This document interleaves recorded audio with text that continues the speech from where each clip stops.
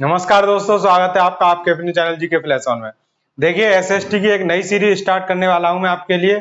और ये सीरीज आपको वहां लेकर जाएगी जहां आप जाने चाहते हो। कहां जाने चाहते हो आप जाना चाहते हो सीटेट में, एसएसटी में 60 में से 60 नंबर लाना। तो आपके लिए मैं डेली 5 क्वेश्चन डाल रहा हूँ, बिल्कुल यूनिक क्वेश्चन। और वो क्वेश्चन कहीं और से नहीं, सिर्फ और सिर्फ एनसीईआरटी से है। अगर उस एनसीईआरटी में पीवाईक्यू का कोई क्वेश्चन मुझसे ऑटोमेटिक बन जाता है, वो पीवाईक्यू का नहीं होगा, वो मैं खुद से बनाऊंगा।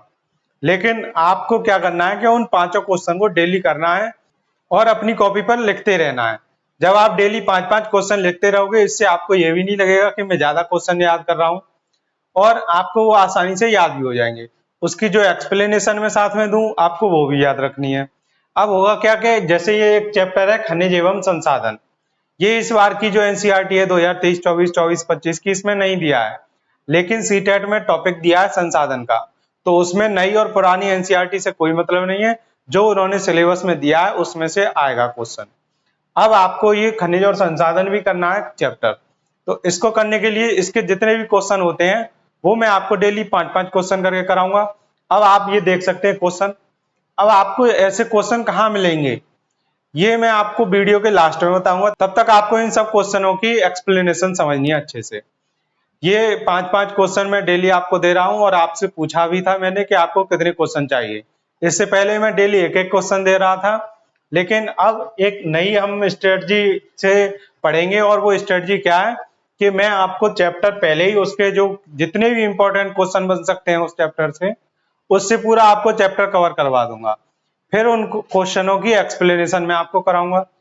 जब आप उन क्वेश्चनों के पहले से ही ऑब्जेक्टिव कर चुके हो, तो आप समझ चुके हो कि किस तरीके के क्वेश्चन आ रहे हैं उस चैप्टर से, फिर मैं आपको ये चैप्टर समझाऊंगा। इसके बाद आपका पूरा चैप्टर खत्म हो जाएगा। यहां से आप इस चैप्टर से अब फिर कोई सा भी क्वेश्चन सीटेट में इससे बाहर नहीं जाएगा, क्योंकि एक्सप्लेनेशन के बाद इसमें कुछ बचेगा नहीं। ठीक है, तो स्टार्ट करते हैं हमारा आज का पहला क्वेश्चन। और पहला क्वेश्चन दिया है, खनिजों का निष्कर्षण कितने प्रकार से किया जा सकता है। तो इसमें ऑप्शन दिया है 3, 5, 7, 2। तो इसमें जो आपका आंसर है वो होगा 3 प्रकार से। तो खनिजों का निष्कर्षण 3 प्रकार से किया जा सकता है, खनन, आखनन और प्रवेदन। ठीक है, अब बात आती है ये खनिज है क्या। तो सबसे पहले तो आपको यही पता होना चाहिए ये खनिज क्या है। तो खनिज होते हैं जो भी पृथ्वी की चट्टानों में पदार्थ मिले होते हैं, उन्हें क्या कहते हैं, हम खनिज कहते हैं। ये सबसे सरल भाषा में बात हो गई कि चट्टानों में जो भी पदार्थ मिला है वो क्या है, खनिज है। अब अगर इसकी परिभाषा अगर देखी जाए तो परिभाषा क्या है, प्राकृतिक रूप से प्राप्त होने वाला पदार्थ जिसका निश्चित रासायनिक संगठन हो, वो खनिज कहलाता है। जैसे कि खनिज सभी स्थानों पर समान रूप से वितरित नहीं होते हैं। तो ऐसा तो है नहीं कि हर एक जगह एक सही पदार्थ आपको मिल जाएगा, नहीं मिलेगा।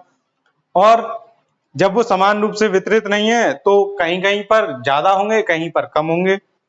और कुछ खनिज ऐसे क्षेत्रों में भी पाए जाते हैं जहां पर हम जा भी नहीं सकते, जैसे अंटार्कटिका जो महाद्वीप है वहां पर, और आर्कटिक महासागर में भी पाए जाते हैं।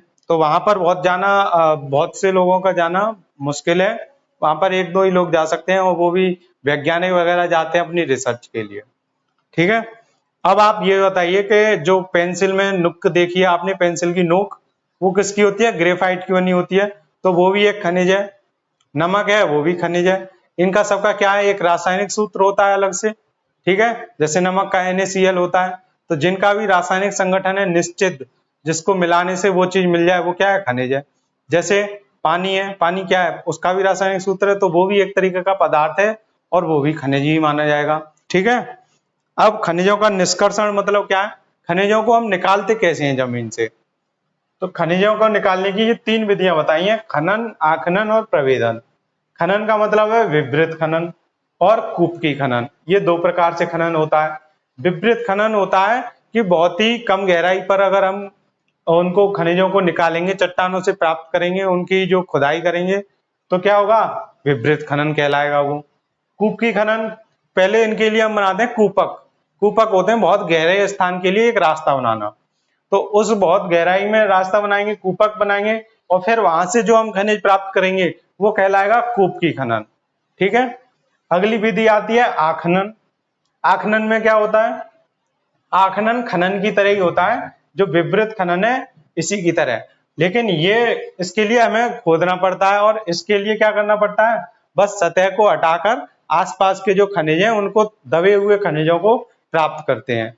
तो बस इन दोनों में इतना ही है। अब बात आती है प्रवेदन। प्रवेदन आपके लिए बहुत इंपॉर्टेंट है।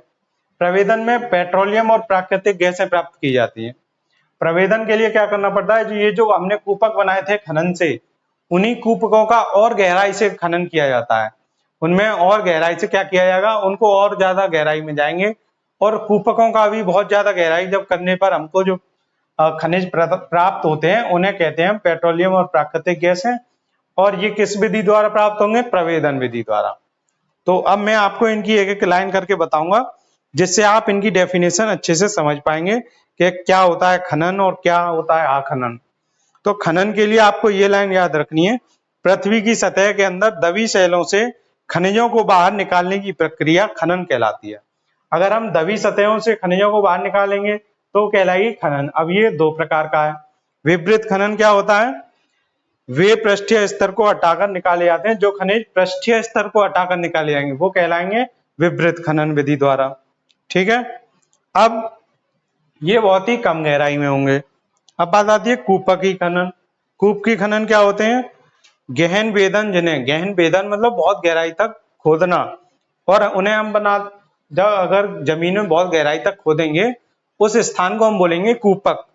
और अधिक गहराई में स्थित खनिज निक्षेपों तक पहुंचने के लिए बनाए जाते हैं, इसी को कूपकी खनन कहते हैं। अब बहुत गहराई तक हमने जाने के लिए कूपक बना लिया, अब वहां से जो हम खनिज प्राप्त करेंगे इसे क्या कहेंगे, कूपकी खनन द्वारा हमने खनिज प्राप्त किए। अब बात आती है आखनन की। तो आखनन क्या कहलाएगा, आखनन कहलाएगा सतह के निकट स्थित खनिजों को जिस प्रक्रिया द्वारा आसानी से खोदकर निकाला जाता है। अगर पृथ्वी की सतह के निकट जितने भी स्थित हैं हमारे खनिज, उनको हम जिस प्रक्रिया द्वारा आसानी से खोदकर निकाल सकते हैं वो क्या कहलाएगा, आखनन। तो आप ऐसे याद रखिए, आ से आसानी, आ से आखनन। तो आसानी से जिस खनिज को हम खोद कर निकालेंगे खनन द्वारा वो कहलाएगा आखनन। और खनन में विपरीत खनन जो कम गहराई में स्थित होते हैं खनिज उनको निकालने के लिए। कूपकी खनन जो बहुत गहराई में उनको रास्ता बनाते हैं, पहले कूपक फिर वहां से खनिज निकलते हैं। अब बात आती है प्रवेदन की। तो प्रवेदन क्या है, प्राकृतिक गैस धरातल के बहुत नीचे पाए जाते हैं, प्राकृतिक गैस और पेट्रोलियम, उन्हें बाहर निकालने के लिए गहन कूपों की खुदाई की जाती है। यहाँ पर जो हमने कूप बनाए थे उनकी भी खुदाई की जाएगी। जब उनकी खुदाई करेंगे हम तब इस विधि को क्या बोलेंगे, प्रवेदन बोलेंगे। तो ये बात हो गई खनिजों के निष्कर्षण की। अब देखते हैं हमारा अगला क्वेश्चन। अगला क्वेश्चन दिया है, कौन सा महाद्वीप लौह अयस्क का अग्रणी उत्पादक है। तो आपको बताना है कौन से महाद्वीप में सबसे ज्यादा लौह अयस्क मिलते हैं। अब यहाँ पर बात आई है अयस्क की। अयस्क क्या होता है, जिस चीज से हम खनिज प्राप्त करते हैं वो कहलाता है अयस्क। जैसे एक चट्टान है, अब वो चट्टान पूरी मिट्टी मिलमा है, उसमें गंदगी है काफी कुछ, ठीक है, तो वो क्या कहलाएगी, अयस्क कहलाएगी। बिल्कुल ओरिजिनल चीज, जैसी चाहे उसमें कीचड़ मिली हो, गोबर मिला हो और बहुत सारी गंदगी उसमें चिपटी हो, वो कहलाएगी अयस्क। अब उसको साफ करके उसमें से अपने मतलब की चीज हम निकालेंगे। जैसे अगर लोहा अयस्क है तो उससे हम लोहा निकालेंगे, तो उसको हम बोलेंगे लोह अयस्क, जिससे हम लोहा प्राप्त करेंगे और लोहा प्राप्त कर लेंगे वो मिल जाएगा हमें सीधे सीधे लोहा। तो अयस्क से ही प्राप्त होगा लोहा। जैसे हम कहते हैं एल्यूमिनियम का अयस्क क्या है, बॉक्साइट, यानी क्या है, बॉक्साइट हम निकालते हैं जमीन से खोदकर, उस बॉक्साइट से हम क्या प्राप्त करेंगे, एल्यूमिनियम प्राप्त करेंगे। तो बॉक्साइट जो है उसमें बहुत सारी गंदगी होती है, जब वहां से हम साफ सफाई करके उससे प्राप्त करते हैं एल्यूमिनियम, तो वो हमें एल्यूमिनियम मिलेगा। जो ओरिजिनल चीज थी वो क्या थी, बॉक्साइट थी। तो ये होते हैं अयस्क। बिल्कुल जो पृथ्वी के सेल से प्राप्त होते हैं, चट्टाने वगैरह, उन्हीं को हम क्या बोलते हैं, अयस्क बोलते हैं। और अयस्कों से ही हम ये पदार्थ अपने प्राप्त करते हैं। जैसे लोहा प्राप्त करेंगे लौह के अयस्क से। तो सबसे ज्यादा लौह अयस्क कहाँ पाए जाते हैं, यूरोप में। तो इसका यही आंसर सही है। और यूरोप क्या है, 7 महाद्वीपों में से एक महाद्वीप है। अब बात आती है पृथ्वी का निर्माण कितने वर्ष पहले हुआ। तो पृथ्वी का निर्माण हुआ था 460 करोड़ वर्ष पहले, ठीक है। और ये जो क्वेश्चन है ये कक्षा 11 की एनसीईआरटी से मैंने आपको दिया था, लेकिन ये क्वेश्चन फैक्ट वाले सीटेट में आपसे पूछे जा सकते हैं, क्योंकि इसमें ये खनिज और संसाधन वाला है, तो वहीं पर आपसे पूछे जा सकते हैं और आपको थोड़ा बहुत अपनी पृथ्वी के बारे में पता भी होना चाहिए। अब अगला क्वेश्चन दिया है, पृथ्वी पर जीवन की उत्पत्ति कितने वर्ष पहले हुई? तो पृथ्वी पर जीवन की जो उत्पत्ति है वो 380 करोड़ वर्ष पहले हुई थी। ठीक है, अगला क्वेश्चन देखते हैं, खनिज कितने प्रकार में बांटे गए हैं? तो खनिज अभी मैंने आपको बताया था कि निष्कर्षण की विधि और खनिज क्या होते हैं वो बताए थे। अब इनके प्रकार होते हैं, दो प्रकार के बांटे जाते हैं खनिज, एक तो धातु और एक अधातु। अब इनमें जो अधातु है वो तो सीधे सीधे अधातु हो गई, जैसे जिप्सम है, अभ्रक है, ये क्या कहलाएंगे? अधातु। और पेट्रोलियम और कोयला ये भी अधातु कहलाएंगे। अब बात आती है धातु की, तो जो खनिज धातु होते हैं वो दो प्रकार के होते हैं, एक तो लौह खनिज, वो लौह धातु वाले खनिज, और एक अलौह धातु वाले खनिज। जिनमें लोहा पाया जाता है वो लौह धातु कहलाते हैं, जिनमें लोहा नहीं पाया जाता वो अलौह धातु कहलाते हैं। तो ये धातु वाले खनिज के दो प्रकार हो गए, लौह और अलौह। अब लौह वाले में क्या होते हैं? बॉक्साइट और मैंगनीज, तो ये होते हैं लौह। अब अलोह में क्या है? उनमें लोहे की चीजें नहीं होंगी, जैसे कि सोना है, चांदी है, तांबा है। ठीक है, ये क्या है? अलोह। और इन्हीं में जो सीसा है वो भी आती है। सीसा धातु है, जबकि वो ठोस नहीं होता है इतना जितनी और सारी धातुएं होती हैं। धातुओं की पहचान कैसे करते हैं कि वो चमक होती है, उनमें विद्युत की सुचालक होती हैं, ऊष्मा की सुचालक होती हैं और ठोस होती हैं। तो ये हो गए खनिजों के प्रकार। तो खनिज दो प्रकार के होते हैं, आप अच्छे से समझ गए। अब अगला क्वेश्चन दिया है, विश्व में बॉक्साइट का सबसे बड़ा उत्पादक महाद्वीप कौन सा है? तो वो है ऑस्ट्रेलिया महाद्वीप। अब बॉक्साइट का सबसे बड़ा उत्पादक तो यानी कि क्या है? जहां पर बॉक्साइट ज्यादा वहां पर एल्यूमिनियम ज्यादा मिलेगा, क्योंकि बॉक्साइट से ही तो हम साफ करके क्या निकालेंगे? एल्यूमिनियम निकालेंगे, उसका निष्कर्षण करके। ठीक है, तो इसका आंसर हो गया ऑस्ट्रेलिया। ऑस्ट्रेलिया में सबसे ज्यादा बॉक्साइट पाया जाता है। अगला क्वेश्चन दिया है, इनमें से कौन सा ऊर्जा का गैर परंपरागत स्रोत नहीं है? तो अब आपसे पूछा है ऊर्जा का गैर परंपरागत स्रोत। अब आपको पहले तो पता होना चाहिए गैर परंपरागत क्या होते हैं और परंपरागत क्या होते हैं। तो सबसे पहले मैं आपको बताऊंगा परंपरागत ऊर्जा स्रोत। तो परंपरागत ऊर्जा स्रोत वो होते हैं जो बहुत समय से चले आ रहे हैं, जिनकी एक परंपरा सी चली आती। कहते हैं ना कि हमारे यहाँ की ये परंपरा है, यानी कि बहुत समय से पुरखों से चली आ रही है। ऐसे ही हम बहुत समय से क्या क्या चीजें यूज करते जा रहे हैं? कोयला यूज कर रहे हैं, पेट्रोल यूज कर रहे हैं, डीजल यूज कर रहे हैं। कोयला, डीजल, पेट्रोल, मिट्टी का तेल, ये सब क्या है? परंपरागत। और इन सबको एक शॉर्ट लाइन में आप बोल सकते हो पेट्रोलियम और प्राकृतिक गैस। पेट्रोलियम, प्राकृतिक गैस, ये सब क्या है? इनकी एक परंपरा चल रही है, इनको हर एक कोई यूज कर रहा है।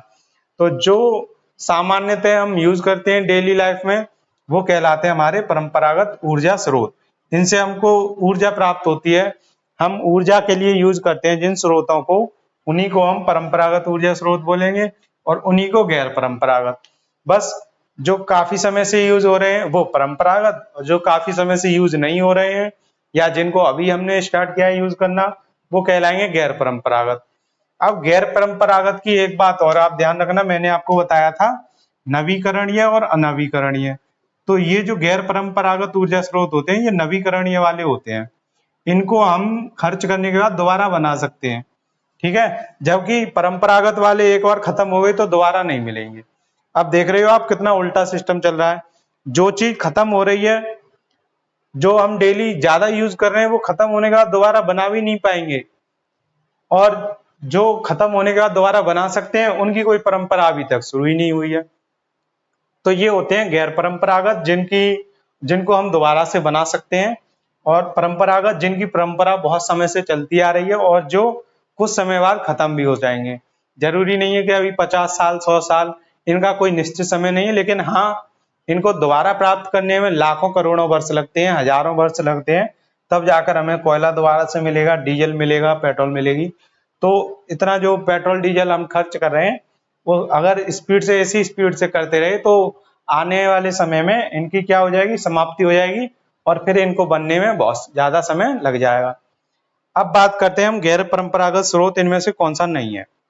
तो ये क्वेश्चन में दिए हैं सौर ऊर्जा, पवन ऊर्जा, ज्वारीय ऊर्जा और पेट्रोलियम। तो आप देख सकते हैं पेट्रोलियम परंपरागत ऊर्जा स्रोत है। तो इसमें जो बाकी के 3 ऑप्शन है, सौर ऊर्जा, पवन ऊर्जा और ज्वारीय ऊर्जा, ये तीनों किसके स्रोत हैं? ये गैर परंपरागत ऊर्जा के स्रोत हैं। तो इसमें मैंने एक्सप्लेनेशन भी बताई है, जो परिभाषा आपको अभी समझाई थी। अब देखते हैं हमारा अगला क्वेश्चन। अगला क्वेश्चन दिया है, इनमें से कौन सा परंपरागत ऊर्जा का स्रोत नहीं है? अब हमको बताना है परंपरागत ऊर्जा का स्रोत नहीं है, यानी कि जो है होंगे वो तो 3 ऑप्शन में ये वाले होंगे, और जो नहीं है वो एक गैर परंपरागत का होगा। तो कोयला परंपरागत का है, भूतापीय ऊर्जा ये नहीं है परंपरागत का, ये किसका है? गैर परंपरागत का। पेट्रोलियम परंपरागत का है, प्राकृतिक गैस ये भी परंपरागत ऊर्जा का स्रोत है। तो जो भूतापीय ऊर्जा है ये क्या है? गैर परंपरागत स्रोत, इसलिए इसका आंसर यही हो जाएगा। अब देखते हैं अगला क्वेश्चन। अगला क्वेश्चन दिया है परंपरागत ऊर्जा स्रोत है। अब हमको परंपरागत बताना है ये वाला, यानी कि इसमें जो 3 और दिए होंगे वो कौन से होंगे? गैर परंपरागत, जैसे कि पेट्रोलियम परंपरागत है, प्राकृतिक गैस परंपरागत है, कोयला परंपरागत है, ये तीनों ही परंपरागत हैं। तो इसका आंसर हो जाएगा ये सभी, आंसर हमारा डी वाला हो जाएगा। अब अगला क्वेश्चन और लास्ट क्वेश्चन है आज का हमारा, गैर परंपरागत ऊर्जा स्रोत क्या है? अब हमें बताना है गैर परंपरागत ऊर्जा स्रोत, ये वाले, ठीक है। तो गैर परंपरागत ऊर्जा स्रोत में ऑप्शन दिए हैं ए से लेकर एफ तक। जितने भी मैं आपको क्वेश्चन के सहायता से पूरा टॉपिक कवर करवा सकता हूं वो मैं जरूर करवाऊंगा आपको। और आप ये देखिए इसमें 7 गैर परंपरागत ऊर्जा स्रोत दिए हैं, 7 क्यों 6, एफ तक है तो 6 गैर परंपरागत ऊर्जा स्रोत आपको मिले हैं। ये 6 के 6 गैर परंपरागत ऊर्जा स्रोत है, और सीटेट में इनसे बाहर आपसे कोई और नहीं पूछा जाएगा। परमाणु ऊर्जा गैर परंपरागत, हम पहले नहीं यूज करते थे और सामान्य लाइफ में भी यूज नहीं करते हैं। भूतापीय ऊर्जा ये भी हम सामान्य जीवन में उपयोग नहीं करते हैं। ज्वारीय ऊर्जा ये भी सामान्य जीवन में उपयोग नहीं करते। बायोगैस, पवन ऊर्जा, सौर ऊर्जा, इनको अब धीरे धीरे हम अपने सामान्य जीवन में यूज करने लग गए हैं। सौर ऊर्जा जहाँ तक कि अब ज्यादातर सब जगह इसका इस्तेमाल होने लगा है।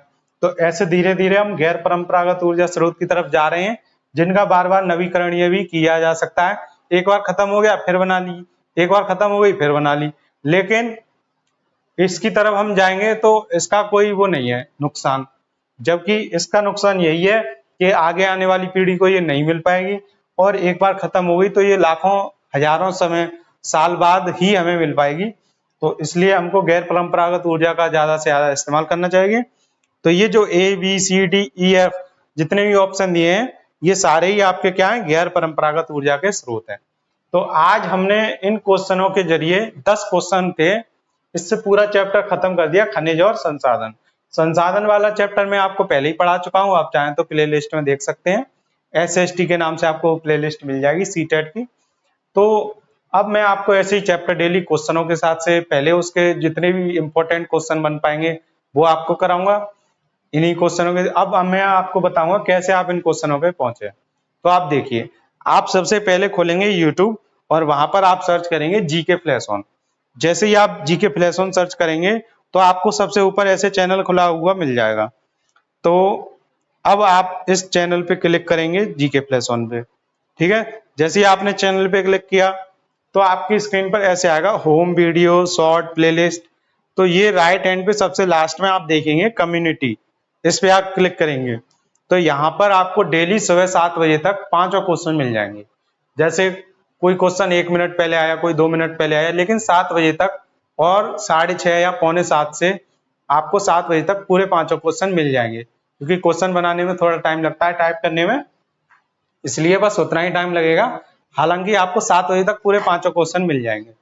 तो आपको उन 5 क्वेश्चनों के आंसर देने हैं, उनके नोट्स अपने बनाने अलग, उन 5 क्वेश्चनों को लिखना है अच्छे से, और आपको उनके ऑप्शन भले ही ना लिखें, आंसर लिखते जाइए, ठीक है।